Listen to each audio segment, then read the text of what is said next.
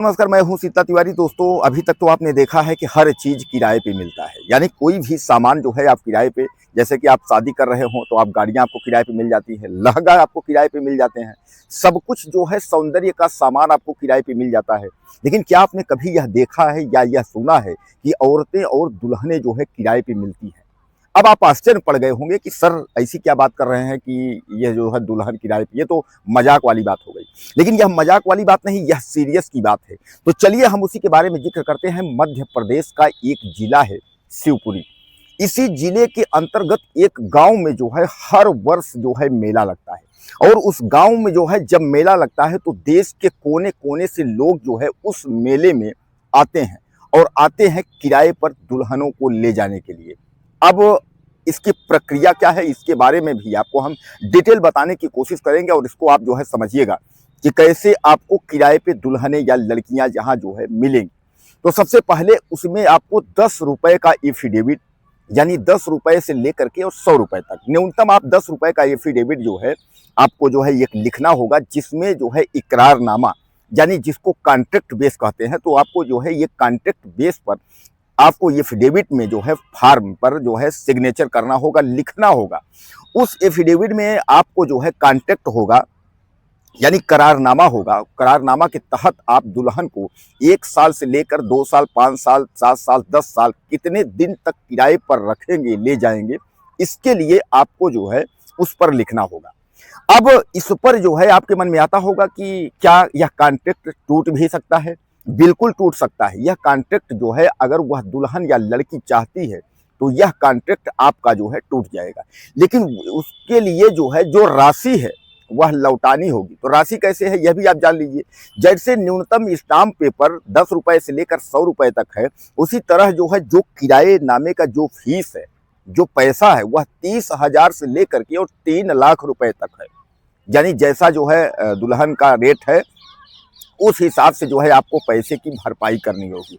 लेकिन अगर कॉन्ट्रैक्ट जो है दुल्हन की तरफ से अगर तोड़ा जाता है तो आपको 30,000 रुपए दुल्हन को चुकाना पड़ेगा।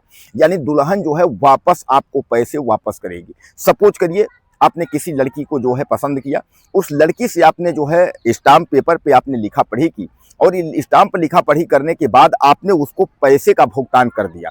अब अगर वह कॉन्ट्रैक्ट तोड़ना चाहती है तो उसके जो है पैसे को वापस करना होगा, यानी जिस भी आदमी से पैसा उसने लिया है उसको वापस करना होगा।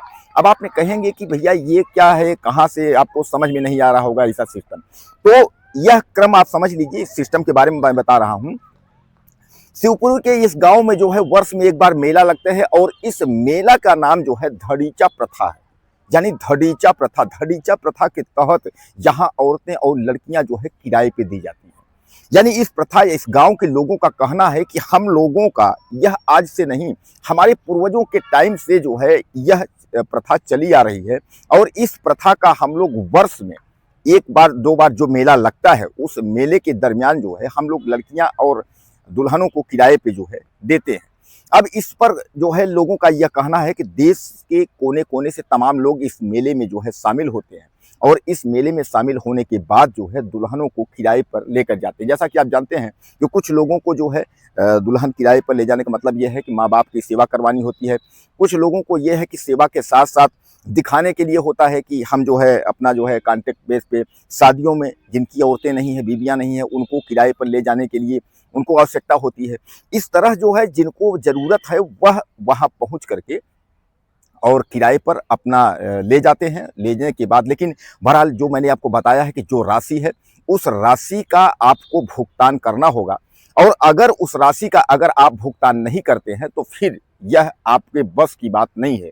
लेकिन कई लोग यह पूछते हैं कि सर ये एड्रेस कहाँ है, यह पता कहाँ है?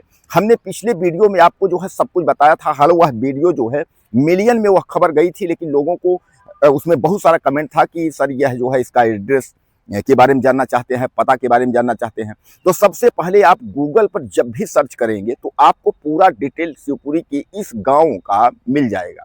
अब इसमें क्या क्या प्रक्रियाएं हैं मैंने आपको पूरा डिटेल बता दिया है कि 10 रुपए से 100 रुपए तक के स्टाम्प पेपर आपको लगेंगे, जिस पर जो है कि कॉन्ट्रैक्ट यानी एग्रीमेंट होगा, यानी जिसको आप हिंदी में अनुबंध कहते हैं, अनुबंध तो अनुबंध होगा, अनुबंध पर जो है उसमें सब सहमति लिखी जाएगी और जो आपकी राशि होगी 3 लाख से 30 लाख तक जो आपका पैसा है वह भी लिखा जाएगा कि आप दुल्हन को इतना पैसा आपने भुगतान किया है। और जैसा मैं आपको बताया इसमें वीडियो में कि अगर जब भी अगर दुल्हन या लड़की अगर कॉन्ट्रैक्ट तोड़ना चाहती है तो वह पैसा उसको वापस करनी होगी। दोस्तों ये बात तो मैं आपको बता दूं कि यह मध्य प्रदेश की जो यह प्रथा ढड़ीचा प्रथा है, यह प्रथा नहीं, इसको तो हम कुप्रथा मानेंगे। जैसे सती प्रथा या इस तरीके की तमाम प्रथाएं चलती थी, एक कलंक के रूप में थी, हालांकि धीरे धीरे करके उनकी जो है समाप्ति हो गई। तो वैसे मध्य प्रदेश में इस गांव में जो ढड़ीचा नाम की जो प्रथा चल रही है, यह कहीं ना कहीं जो है यह एक कलंक की ही प्रथा है। और आज जो है भारत एक विश्व गुरु बनने जा रहा है और देश के यशस्वी प्रधानमंत्री नरेंद्र मोदी की पूर्ण बहुमत में सरकार है। बहुमत सरकार मतलब जो है भारत में एनडीए की सरकार तो है ही, लेकिन मध्य प्रदेश जहां की हम घटना की बात कर रहे हैं, जिस गांव की बात कर रहे हैं, वहां भी जो है मोहन यादव की सरकार है। मोहन यादव की सरकार में क्या इस तरीके के कार्य होने चाहिए? आप मुझे ज़्यादा से ज़्यादा कमेंट करिएगा, बताइएगा कि जो ये प्रथा चल रही है, इस प्रथा के अंतर्गत क्या ऐसा संभव होना चाहिए अब के युग में। हालांकि पहले तो बहुत कुछ आपने देखा होगा, तमाम देखा होगा कि लोग लेट जाते हैं, गायों से अपने आप को कुचलवाते हैं, कहते हैं कि ऐसा करने से जो है जिस व्यक्ति पर गाय का खुर पड़ जाता है उसको तमाम जो है उल्टा सीधा लोग बोलते रहते हैं।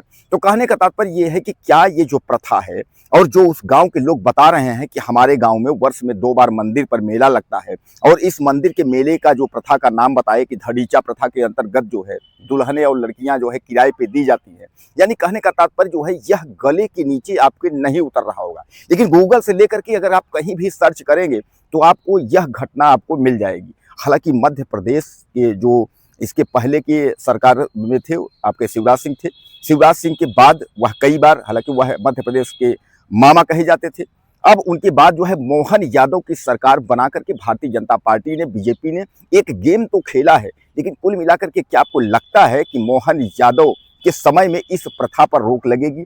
शिवराज सिंह चौहान के समय में इस प्रथा पर रोक नहीं लगी, लेकिन क्या मोहन यादव इस प्रथा पर रोक लगाएंगे? दोस्तों सवाल बहुत हैं और जवाब की अगर हम बात करें तो जवाब कोई दे नहीं पा रहा है। लेकिन इस प्रथा की जो भी व्यवस्थाएं हैं उस गांव के लोग जो बताते हैं, बुजुर्ग लोग जो बताते हैं, उसको सुन करके रोंगटे आपके खड़े हो जाएंगे कि क्या आज भी इतने विकसित भारत में और इस तरीके महिलाएं और लड़कियों को किराए पे दिया जाना यानी कहाँ तक जायज़ है। आप ज़्यादा से ज़्यादा मुझे कमेंट करिएगा, चैनल को सब्सक्राइब कर लें। अगले वीडियो में फिर मिलते हैं।